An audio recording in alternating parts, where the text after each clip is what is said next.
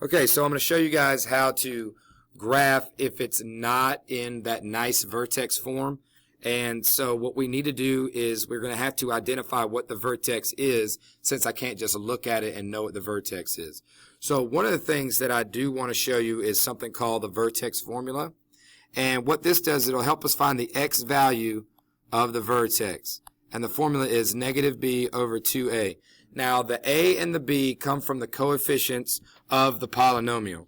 So, for instance, the highest power, or the x squared term, that's where my a value comes from. My b term comes from my x value, and my c term comes from my constant. So, in this case, a equals 2, b equals negative 4, and c equals 6. Again, they just come from the polynomial.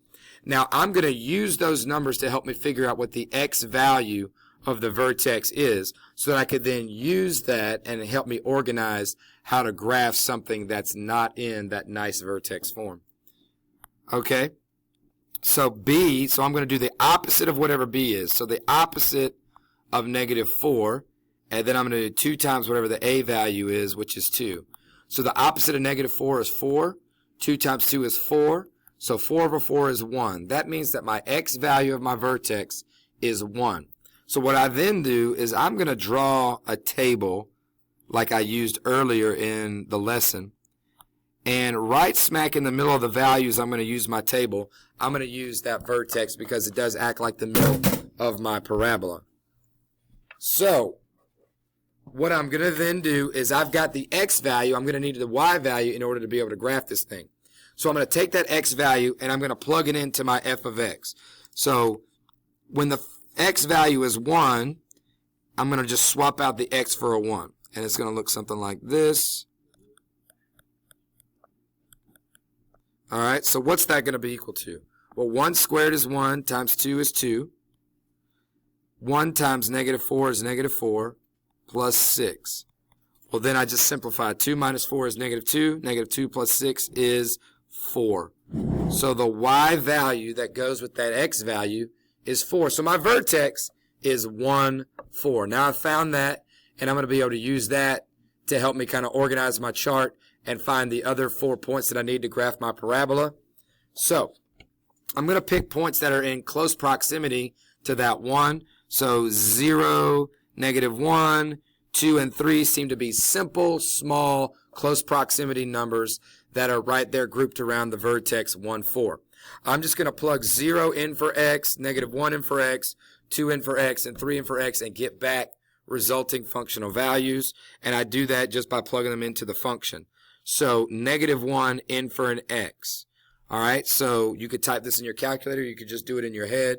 Negative 1 squared is 1 times 2 is 2. Negative 4 times 1 is negative 4. And, sorry, negative 4 times negative 1 is positive 4. And then plus 6. So the y value that goes with that is going to be 12. All right, so with my 0, 0 squared is 0 times 2 is 0. Minus 4 times 0 is 0. Plus 6, so that's going to be 6. All right. 2 squared is 4 times 2 is 8. Negative 4 times 2 is negative 8. Plus 6 is 6. 3 squared is 9 times 2 is 18. Negative 4 times 3 is negative 12. Plus 6. So then that's going to be 18 minus 12 is 6. Plus 6 is 12. And you can see how we get a repeat in values there. And now I'm just going to go and graph these points, these 5 together to get my parabola. So negative 1, 12, left 1, up 12. Now we're going to have to estimate a little bit. Negative 1, 1, 2, 3, 4, 5, 6, 7, 8, 9, 10, 11, 12, somewhere up here above my negative 4. All right, 0, 6, so stay at 0 and then go up 6. 1, 2, 3, 4, 5, 6, right here. 1, 4, right 1, up 4, 1, 2, 3, 4. All right, 2, 6, right 2, up 6. And then finally 3 and 12. And so it's up here above my 6, like that. and I can graph my parabola best I can. One smooth motion through, miss it a little bit, and there's my parabola. I use the vertex formula to get my vertex. I pick points in close proximity, and then I graph my parabola best I can. This has a minimum this time because my vertex is at the bottom of the parabola. I'm decreasing as I move from left to the right, and once I get to my vertex, I then start increasing everywhere to the right of that minimum or that vertex.